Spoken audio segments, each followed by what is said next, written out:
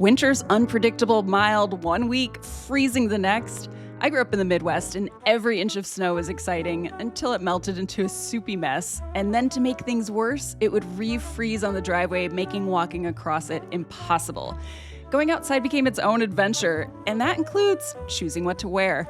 That's why people have trusted Fjällräven jackets for more than 50 years. Born and tested in Sweden, they're made to handle everything from everyday cold to true Arctic extremes. The philosophy's simple: build outerwear that performs, protects, and lasts. From the Keb GTX jacket to the Expedition Pack Down hoodie, you'll find something to suit the winter conditions you know are on the way for your neck of the woods. Get ready for winter and make cold optional by heading to fjällräven.com. You got questions going out of your mind. Someone with answers now that's hard to find. Like the what and the why and the how stuff works, or just where to go to avoid all the jerks. She's Gear Abby, Gear Abby, Gear Abby, advice that doesn't suck. Gear Abby. Hello there, my outdoorsy friends, and welcome to Gear Abby, where we tackle the controversial, weird, obscure, and taboo topics that other outdoor podcasts refuse to touch. I'm Shawnté, an outdoor educator, writer, former school social worker, and absolute karaoke fiend who's hiked, run, climbed, paddled, and adventured across the United States and beyond. And here on Gear Abby, I channel all that experience and more into answering your burning questions about our relationships with outdoor people, products, places, and pastimes. Because remember, my outdoor-loving pals, there are no dumb questions, just smart advice. By now, here we are, deep in the woods. I don't know where we're deep. We might be in a swamp. I don't want to, we're in the North Woods somewhere, possibly in Maine. Maybe even in Canada at this point. I can't tell you. It might be a secret, but you know how this works. You're going to send questions to deargearabby@gmail.com. And I'm going to pick my favorites to answer here on the show. And at this point, we're getting some great questions, and we're getting a lot of them. So please be patient if you're writing in. I promise you, we will get to you. And as always, the moment you've been waiting for, joining me today is my partner in gear, the producer of Gear Abby, and the man who inspired me to start therapy again after a decade, Colin True. There's all those text messages. You're like, I can't handle it anymore. Too many damn texts, Colin. I must talk to somebody about this, but not you. You know why else I might sound happy? Not just because of therapy. Oh, why is that? I started meditating. Maybe at this point 6 weeks ago. This is... Okay, like you meditated once 6 weeks ago. Just the one time, and then I was like, screw this shit. It's like, that worked. I'm good. It was, one and done. I wish therapy was like that. Yeah, I'm kind of in this phase. I'm going through my own personal heartbreak hotel right now. And so I decided, I was like, you know what, damn it. You don't need to be stuck in the dumps. You are going to try to find, basically it's me throwing spaghetti at the wall and being like, what shall stick? And so right. I surprisingly enough, meditation has stuck. I like it. I do it every morning before I start the day, and I feel like a little zhuzhed up version of myself. So you're heartbroken and your head hurts with emotions, and your decision is to spend more time in your head. No, I'm just trying to get everything out of there. It's like a giant. It's like broom. cleaning house. You're like in meditating. You're just picturing like you inside your head with a little like shark vacuum. Like, oh yeah, absolutely, like an industrial vacuum. And I'm like, yeah, right. Like, nope, no more of that. Yeah. No more of that person. Yeah, it's like one of those brooms that the janitor used in school. It's a big wide broom. Yeah, Get out of here. It's like half of the hallway in one swipe. Oh my gosh, yeah. I like it. I don't know. Have you meditated at all? I have meditated, yes. Once. But it's that time. Yeah. No, it's a lot of hard work, Yes, it is a lot of hard work. Damn it. It's another thing that I'm supposed to do. That's right. You're not supposed to. It's really like, do you want to? Then you could consider doing it. I don't know. It's either that or just scream into the void. I mean, you pick. Well, that sounds pretty good. I mean, I think there's the note for the wellness industry. Like, make it appealing, and like you want to do this. Usually it's like, you got to do this. Do it. Are you not meditating? Happy man. What the fuck is wrong with you? Like, oh my God, every time you open up Reels and it's like, are you not stretching your hips this way? The fuck? You're like, oh my God, I got to do that now too? I hate the algorithm, man. I won't ever pop up onto your Reel screen and be like, Colin, why are you stretching your hips like this, man? Please do or that. maybe I Please will. do. Maybe I will. It'll be Gearabby here to tell you how to pack your fucking bag. the post will get zero engagement outside of you. Oh my The God. audience I bet of everyone one. would love that. You've got to have like your Joey Buttafuoco pants on with like a bandana, you know? Wow. I'm going to leave everybody with that image. Wearing, if they were Zubas, I think I would be in a very zen. That's what Remember Joey Zuba- Yeah, I Buttafuoco know. pants are. They're like the zebra Yeah. print. So I feel Yeah. like I've slipped on my metaphoric Zubas, and we're both feeling very zen. I think we're ready to kick this thing off. Let's dive in. I'm already picturing the footnote for Zubaz on the in the online companion. Which, by the way, if you're not checking it out, we put a little web companion on rockfight.co for every episode of Gearabby, which has footnotes for all the little bings that you're hearing in the background. So please check that out. All right, first letter today is Dear Gearabby. I'm a trail runner and climber interested in getting more into mountain running. Basically linking up more technical peaks while I'm running as a way to really maximize the time I get to spend in the mountains and see what I'm capable of. Whoa, overachiever. Maybe this person needs to meditate a little bit. I'd like to figure out how I can accomplish longer days on trail and stay safe while climbing without having to bring a bunch of heavy equipment. Do you have any advice on how I might want to change my mindset, training, and gear setup? This person's asking a lot of you, Gearabby. Because, I mean, seriously, what have you heard so far that makes you think that this is the place you should be coming with this question? Rude, Colin. To become more of a mountain runner. Or is it better just to push myself separately as a climber and runner? Signed, Nico B. Great name, by the way. Nico is kind of an underrated Nico's name, I feel like. Great name. It's a cool name. It's very, of the Warhol era. Well, honestly, I personally like your multi-level marketing scheme, your multi-level question, your multi-layered question. Also sign up for this pyramid scheme. It's Gearabby's Gear Garage, Garage Grown Gear Abby. No, Nico, I really love that you want to be both thoughtful and intentional about this. So even though Colin is a naysayer, I am actually a trail runner. I am a climber. You are. Thank you. But all those mountain link ups that you have in your FKT.com. No, this is the thing. This is the thing. I have zero desire at this very arthritic stage of my life to combine the two things. Exactly. Like, well, what do you want me to do? No, like, thanks. I'm all right. I'm good. Yeah, right.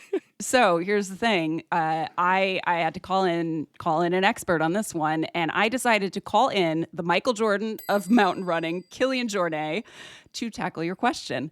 So Kilian, when we spoke right after he was fresh off his absolutely wild and inspiring States of Elevation project. He spent 31 days covering nearly 3,200 miles and over 400,000 feet of elevation gain, climbed 72 14ers in the continental U.S., 56 in Colorado, 15 in California, including smashing the supported FKT of Norman's 13 in the Central Sierra, in and of itself an amazing feat, and ending with Washington's Mount Rainier. And in case you're wondering, he biked and ran to cover the distance between each peak, keeping the whole thing human-powered and the spirit of his Kilian Jornet Foundation, which promotes building more sustainable relationships with mountain environments and the communities surrounding them. Since when have we had the budget to get Kilian Jornet? For some reason, he decided to come on for free. So I really... All right. Yeah, no. Oh, good. Never mind. Question withdrawn. Pull it back. Pull it back. I think it's cool because here's the thing. I'm gonna bring Kilian on now, but I think it's really cool that athletes are always asked, well-known athletes are asked the same questions constantly in interviews. As somebody who's done a lot of outdoor journalism, I know this. And, to be able to have a chance to share your expertise with somebody like Nico, I think is super cool. Thanks for joining me today, Kilian. I really appreciate it. Welcome to Gearabby. Yeah, thank you very much for having me. Yeah. Well, you probably know better than anybody else at this point, considering you're kind of a bionic Pyrenees mountain goat in human form. How can Nico be smart and thoughtful about merging their love of trail running and climbing? Yeah, it's a very good question, actually. And it's something that I love to do, just to link summits and to do activities and merging the trail running that allows to move from peak to peak and like the climbing techniques that allows to climb all those summits. So I would say first is just like when we move in mountain environment, it's not just about the physical capacities, but it's about the technical skills and the knowledge. So like to elevate his knowledge on that is key to be safe. And to stay on the comfort zone, I think it's very important to have always a margin of comfort when doing these activities, because basically what he will be doing is to do very light mountaineering, which means that he will be climbing peaks with very light gear. So often like that compromise a bit the safety. So he needs to maintain this comfort zone. So I would say first like elevate his climbing game, and then to start to see, okay, if I take off this piece of gear, do I still feel safe? And go getting lighter and lighter from that point of view, never trying to go too light and then like feel unsafe in the mountain, but the opposite. And I think when it comes to training, it will be kind of the same, just like keeping the trail running shape and getting more used to be in mountain conditions and doing technical peaks when he's tired, because that would be the big difference too, like that when he will arrive to a summit, he will be more tired. So like to often like when training, probably to do some technical activities at the end of the runs. So he starts to develop this feeling of like being on technical terrain when he needs to be alert and needs to develop his technical skills when he's very tired. But I would say mostly like, first develop the mountaineering skills to feel safe and start to take gear off like slowly, like first like it can be starting to climb with running shoes instead of like climbing shoes, and see if he feels safe. And then like if he feels like okay of down climbing instead of rappelling, like abseiling down, to do that. But just going very careful, like to take things off like one by one, but first mastering all the alpine techniques.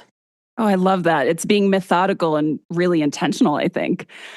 I also wanted to ask you about mindset, since Nico asks about this. I remember seeing a video on your Instagram while you were moving through the Palisade Traverse. I'm actually in Mammoth right now. I'm about to go into the Sierra. Beautiful place. Oh, it's gorgeous, right? Yeah.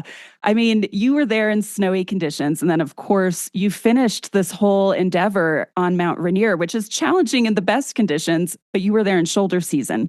So mindset is important. How should Nico, who maybe did not spend their childhood eating 3,000 meter peaks for breakfast, think about building a different mindset for mountain running? Yeah, I think it's adapting to the conditions and to have this mindset of like expecting the unexpected. Because when we go to mountains, like many times, like we picture ourselves like in the best conditions possible. Like we picture, oh, it will be like, it's, I don't know, like 5.6, like climbing grade, and I can climb that, and it will be nice and rocky, and it will be just like sunny. So you picture yourself that you can do that because you have been doing that on those conditions. But it often happens that conditions change. And as you mentioned, like when I was in the Palisades, it was all icy. So like the middle 5 grade, like it became like much more harder.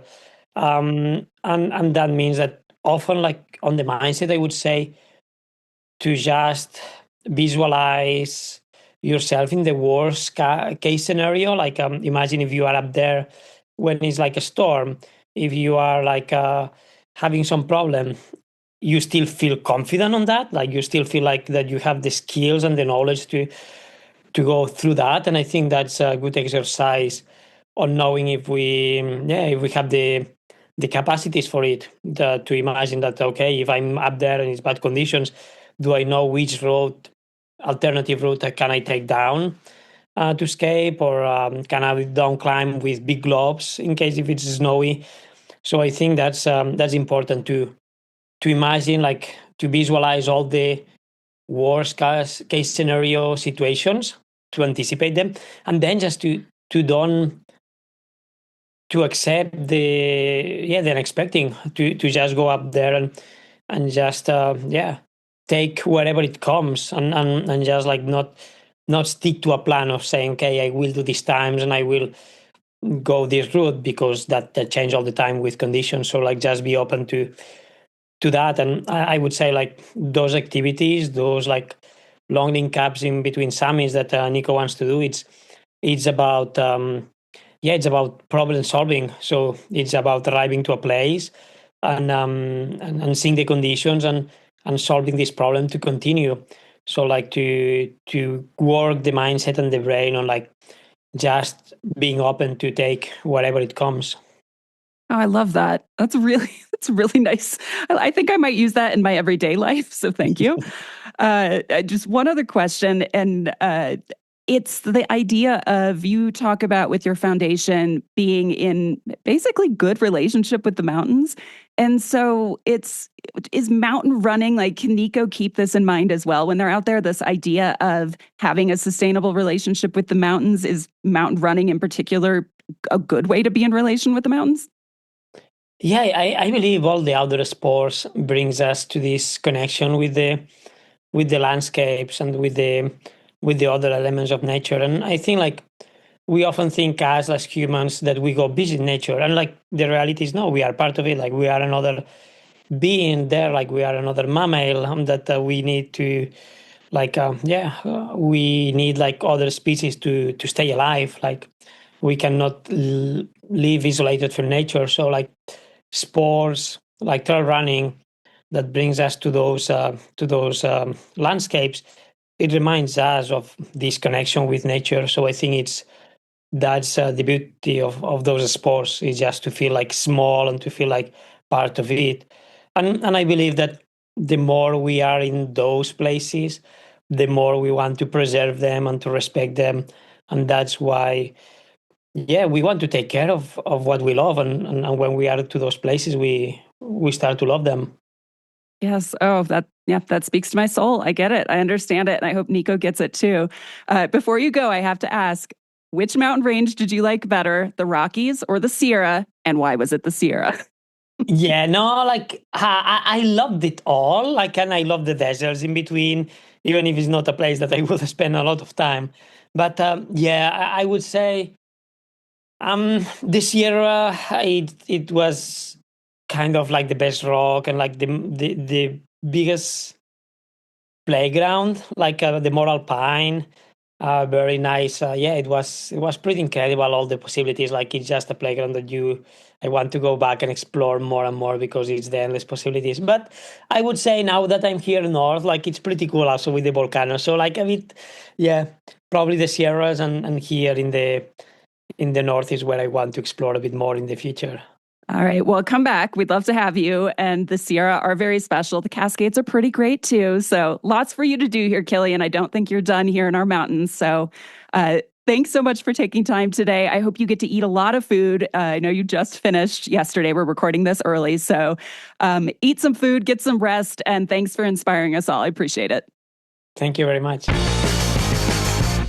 All right, we are so excited to welcome the official gear garage of Gearabby. That's garage grown gear. And oh my gosh, that is a tongue twister.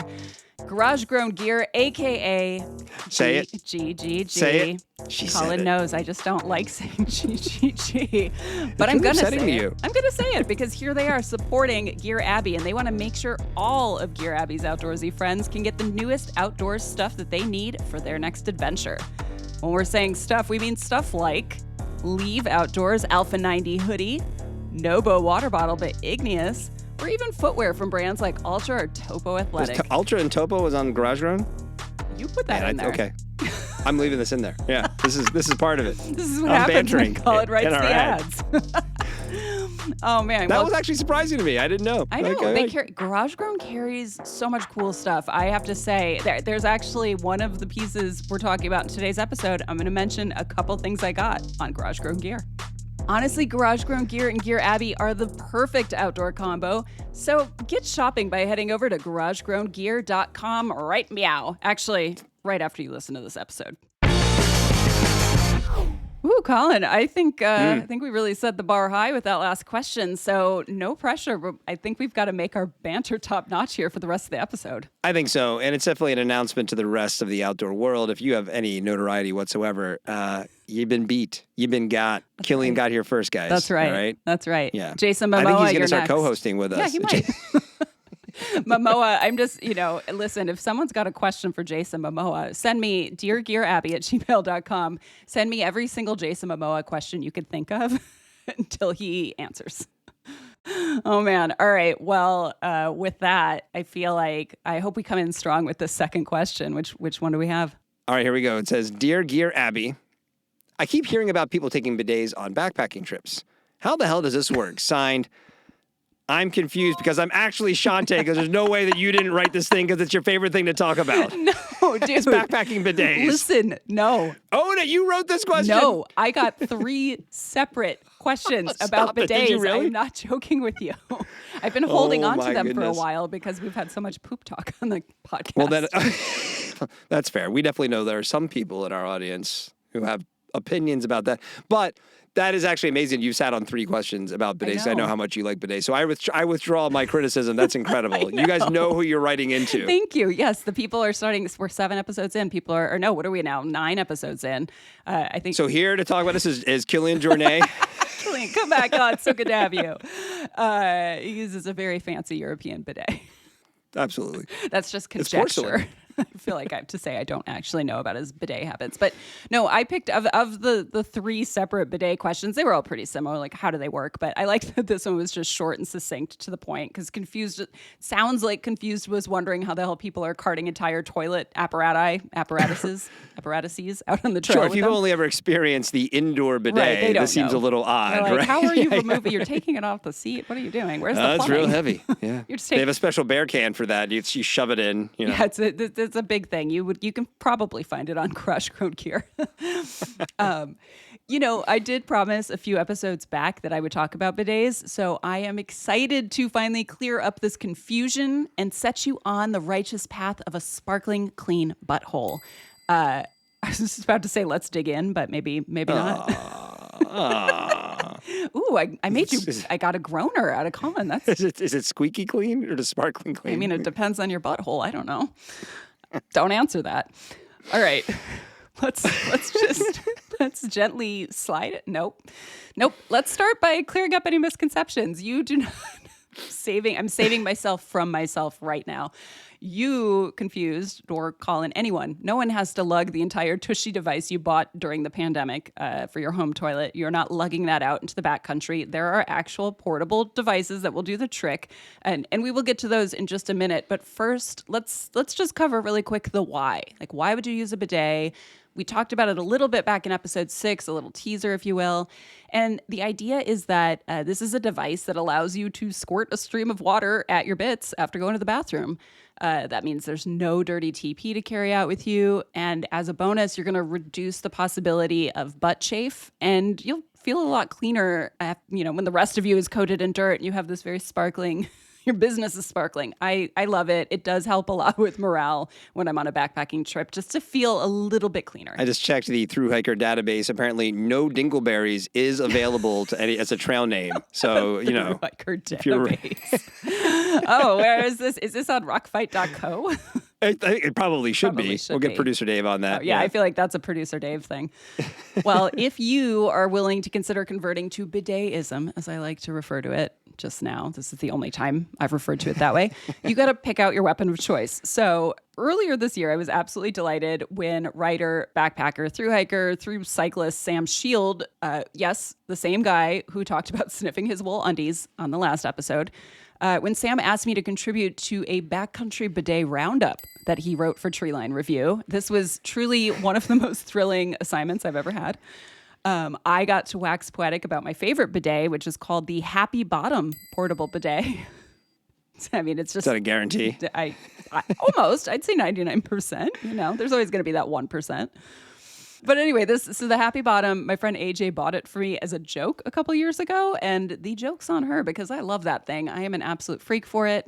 It's got a lightweight sort of squishy bottle reservoir that's part of it, and then a telescopic nozzle that doesn't just shoot out the perfect amount of pressure, which is important, but it also keeps your hand, further away from your business during the whole process, which I personally like.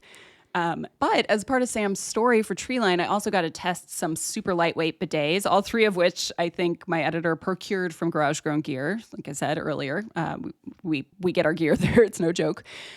These 3 are the Holy Hiker. That is it's not religious. It's just got holes in it. It may be a religious experience when you are squirting. You can only use it with holy water. You can, yeah, it's got to be blessed. It's tough to come by on the trail, you know. Yeah, but if you've got a priest hiking with you, you should be fine. Well, yeah. Something to Pack a priest, is that another product for Garage Grown Gear? Pack a priest made out of Dyneema. So Holy Hiker, the Kulo Clean. which always reminds me of Kula cloth. Kulo Clean. Spelled differently, though. A little different. And then the igneous bottle cap bidet, which sounds absolutely volcanic.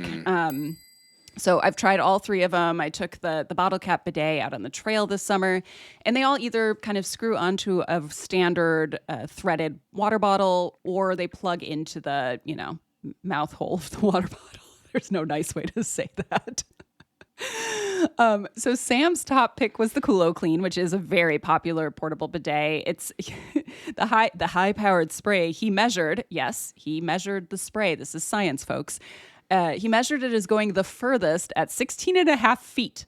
Oh, God. So I guess for efficiency, that means you can spray your butt and then Right? aim it at the person one cat hole over. Fun for the whole family.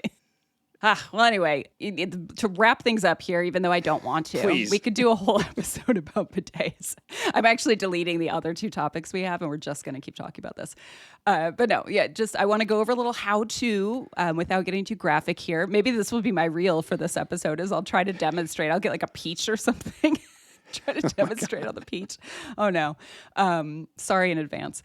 So here's what I do. I gather all my supplies. I've got a bidet filled with water. Theoretically, you want to warm it up a little bit in the sun, unless you want just like a glacial freeze coming right at your butthole. A tiny dropper bottle I use unscented Dr. Bronner's. It's just easier when you're in bear country. A trowel and hand sanitizer. So that's my main setup. I do my business. I use my dominant hand. This is so much detail. Dominant hand, you're gonna squirt. Get some water there in your area. You might want to practice that in the shower first so that you do not soak your pants through, much like the stand-up pee device we talked about in an earlier episode. Then I use just one single drop. You don't need to suds up your butt a whole bunch, guys. Just one drop on your non-dominant hand. Okay, this is the hand you're not eating with. And do a quick sudsing, do another rinse off, wash your hands, bury it, and boom, there we go. There's a much fuller description in the piece that Sam wrote for Treeline. And what I like is that he gives his perspective, and then I give my perspective on how to use these. We have different anatomy. So really, you get the full scope of potential bidet magic. So Colin, now that we've discussed bidets and I'm riding a real high, how long do we have to wait till we can talk about poop again? Because I think I've got another 3 poop questions people have sent. Sorry, I was distracted. I was trying one of these out while I was recording, while you were speaking. I hate that. I think we might have to. Is there a? Is it a 3 episode freeze? Every 3 episodes. We're 9 in, and I feel like there's been a lot of poop talk. I listen. Here's the thing. I'm answering the questions you people send me. That is true. So if you send me some questions that are not about poop, I will keep answering those too.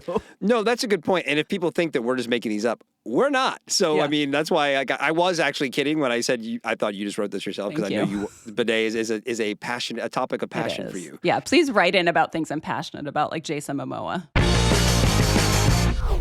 All right, Colin. I feel like question 3 here is a chance to start anew. It's like Owen Comerford, if you were listening to this episode, you probably blanked out on that entire second question. Oh, he's gone. He left already. So you could come back, Owen. Owen is not a fan of. He will not be sending us poop questions. But so, all right, we're gonna start fresh. We got a 3rd question here, Colin. Let's tee it up. All right, here we go. Question 3 for this episode of Gear Abby, and the question is: Dear Gear Abby, what are some natural strategies or products to mitigate ticks for humans and pups during the months when they are active? Signed, Hallie. Oh, look at that. That is a good question. It's not at all about bodily functions. I know, so we're a bit deep into the fall right now, but those literal suckers can stay active year round in a lot of places, and up until it begins to freeze generally. And much like bears, they're basically looking to lay down some epic feasts before they go dormant for the winter. Down here where we live, we're coming up on tick season. February is tick season for us. Oh yeah. So it really, this is, some people might be listening thinking this is a summer question, but honestly, this is a question that's pertinent for a lot of people year round. And in fact, the one and only time I've had a tick bite me was actually late fall down here in Southern California. I was on the PCT, and people don't think of ticks being a PCT issue. It's certainly not like the AT. Out east, y'all definitely are very ticky. But I was out for a hike. The grass is kind of dry and long, and I discovered this tick burrowed uncomfortably close to my delicates when I got home. Ooh. Yeah, absolutely freaked out. In a panic, I'm just kind of scratching at this thing, and of course, it just goes in deeper. Oh dear God. Yeah, so I ended up going to the doctor because I'm like, please help me so I don't die. I ended up testing positive for Lyme disease. And did you really? Yes, I've had a full God. panic attack because I know several people with Lyme, and it is no joke. That is that's pretty serious. But yeah, my doctor said a lot of false positives come up, so they tested me again a week later. I was fine, but I do feel like that whole experience shaved a week off my life. So tick prevention is a worthy topic. Well, Hallie, you mentioned the phrase natural strategies. So I assume you are not looking to coat yourself or your canine buddies in a veil of 100% DEET, which was, if you're wondering, originally developed in the mid-40s, not for everyday use by people like us, but rather to be used as an insecticide for army soldiers stationed in the jungle. So let's talk about some things that might be a little friendlier to our bodies. And to do this, I'm going to kind of go through a couple categories of tick repellency: physical, topical, internal. And so let's start with physical. To physically repel ticks, you have to create a barrier that prevents those little 8-legged jerkwads from accessing your tender flesh. So at home, this means doing things like keeping your lawn mowed. This is not a euphemism. If you have a lawn, and then clearing piles of dead leaves where they like to cozy up, stuff like that. But honestly, the environment is the thing you can kind of control the least. And so this also means opting for what is termed mechanical protection, which just sounds like you have a robot out there like karate chopping ticks. But really, it just means wearing, for humans, it's like wearing long sleeves, looking like a big old dork with long socks pulled over your pants. But your dog can also dress the part. Probably looks a lot less dorky and more adorable. You can outfit them in booties, bandanas, gaiters, vests. I have even, when I was researching this, I even saw full mesh bodysuits. So if your dog is into a BDSM vibe, go for it. Naughty ticks. Oh my God, the banging animals are back. I didn't say it. Is it the ticks that are banging this time? Do they bang? That's something I'm not going to Google.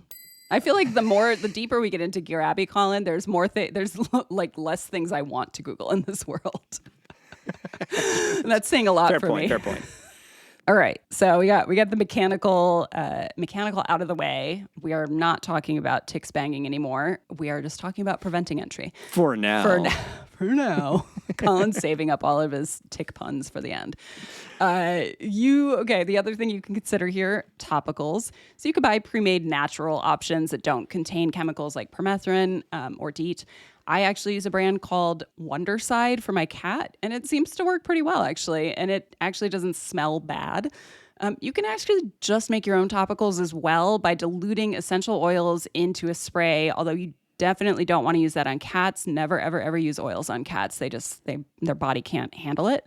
But your dog is into these sweet topicals, so you could mix geranium oil, cedarwood oil are two that work super well for humans and dogs.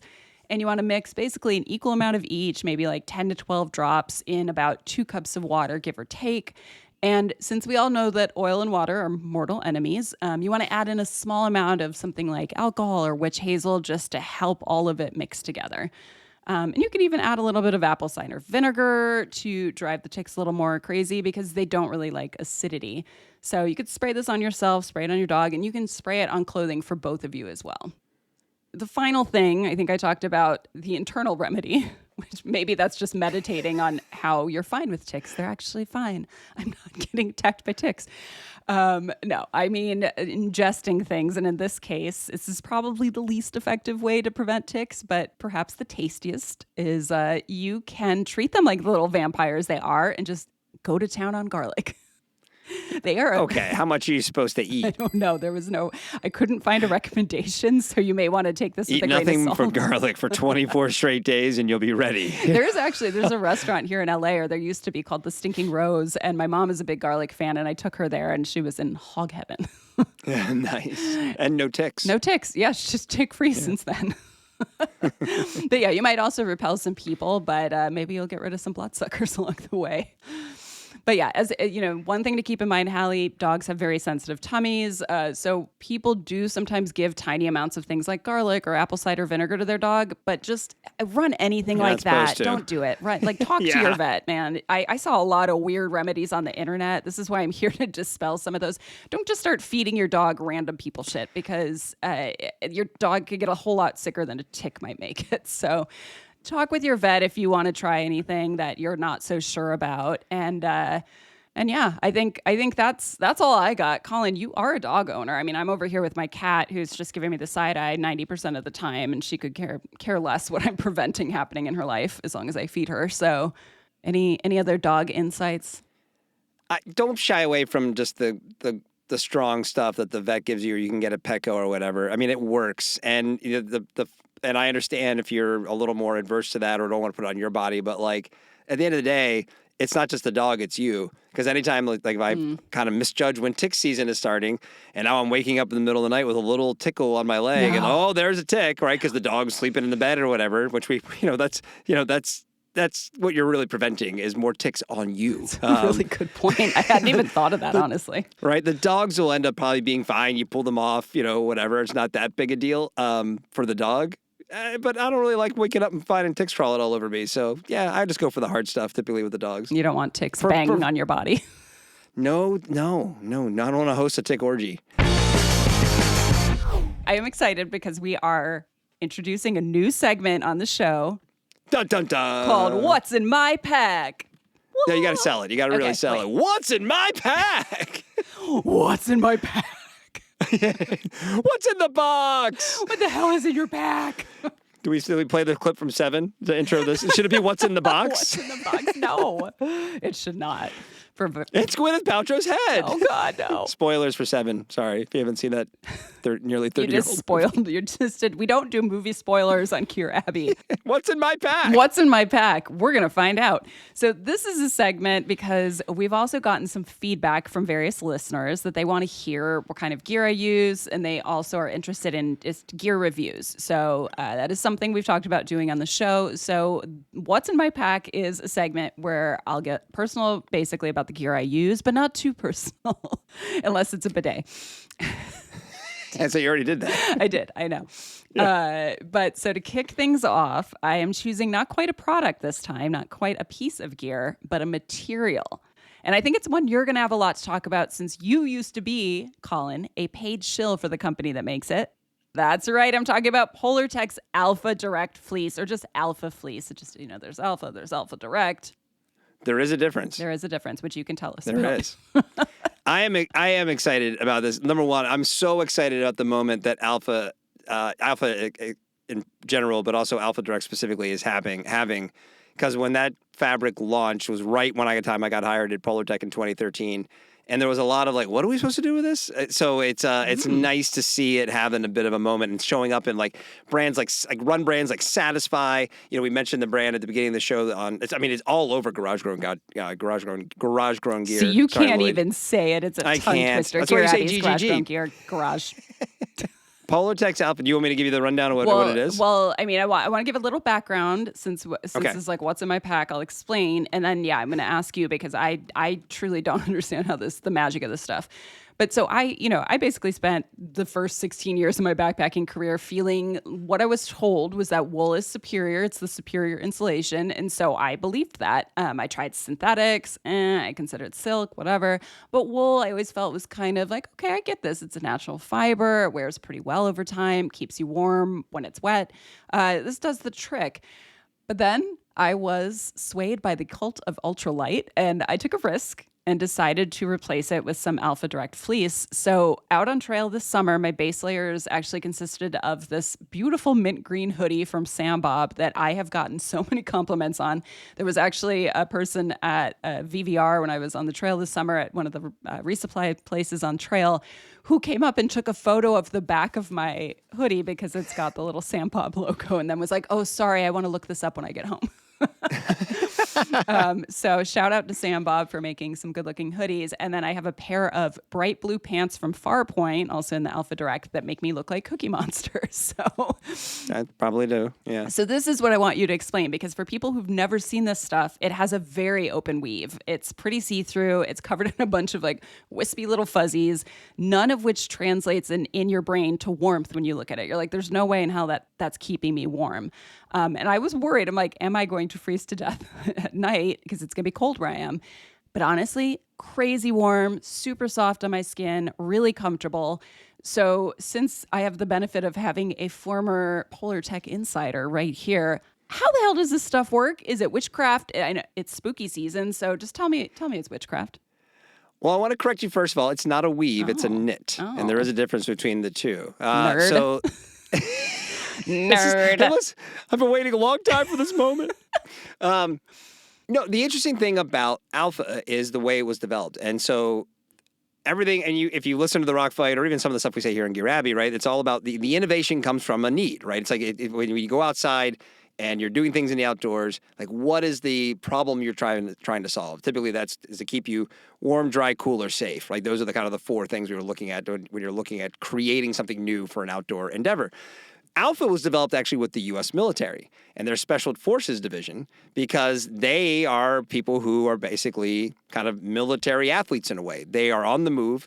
They don't have time to shuck a lair, right? So if it's a kind of cool day out and they get up and it's cold out and they put on a traditional puffy jacket and then they get moving, yeah, they're in military situations. They can't be like, hey guys, hold on a second. I'm a little warm right now. I got to take this off, right? And so they wanted something where they could, that had versatility baked into it, right? So how can we have something that will keep me warm enough when it's chilly out, but also when I start moving, I won't overheat like you do? Because a lot of those, puffy jackets, either whether it's down or synthetic fill, the fabric on the face of it, what you're looking at on the outside of the coat, it's really tightly bound so that the fibers don't migrate out of it.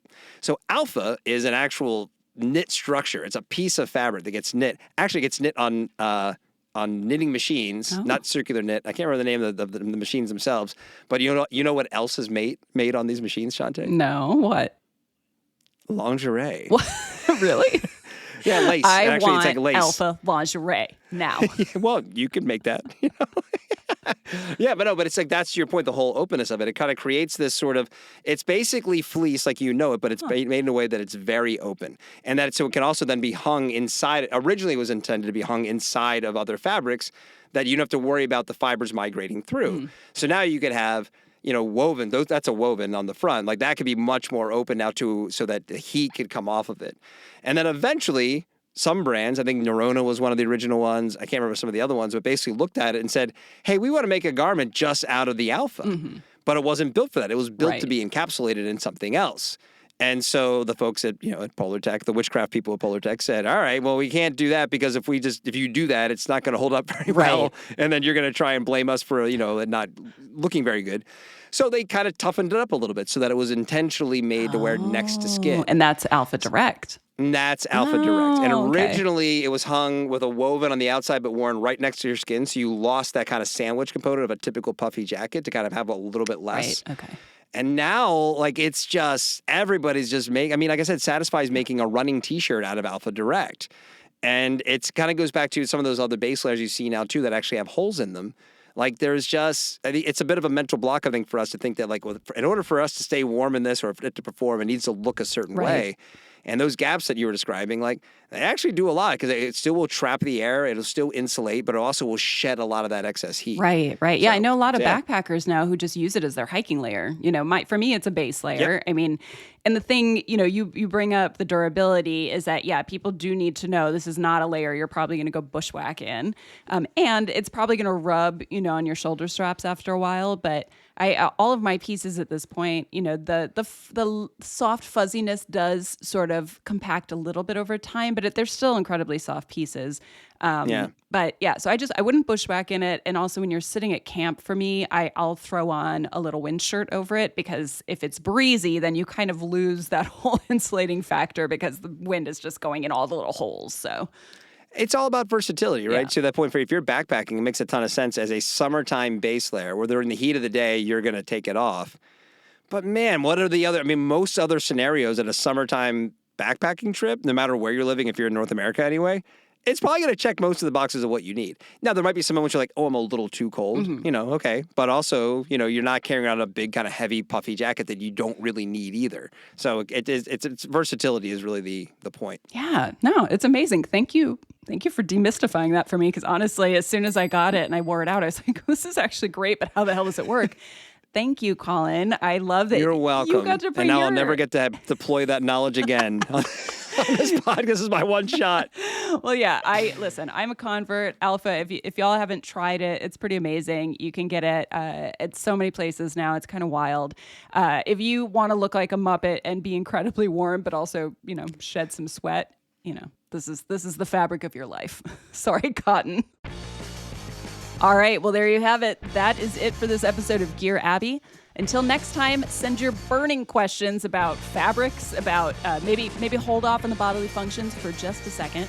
But send your questions about your... Unless they're really burning. Unless it's actually burning, then call 911, okay? But otherwise, you can send your questions about outdoor products, people, places, and pastimes to us at deargearabby@gmail.com. I'm going to do my best to answer them or pull someone in who can. Maybe we'll just keep getting Kilian Jornet on the show. I don't know. I'm sure he's got other things he could talk about. But in the meantime, head over to your podcast listening service of choice and subscribe, rate, and review to support the pod and make my day. Also, head over to rockfight.co for the show notes, which we have up there every week when the episode drops. They're pretty amazing. And in the meantime, today's episode was produced by David Karstead and Colin True. Art direction provided by the amazing Sarah Gensert. I'm Shawnté Salabert, and remember, there are no dumb questions, just smart advice from your friend Gear Abby.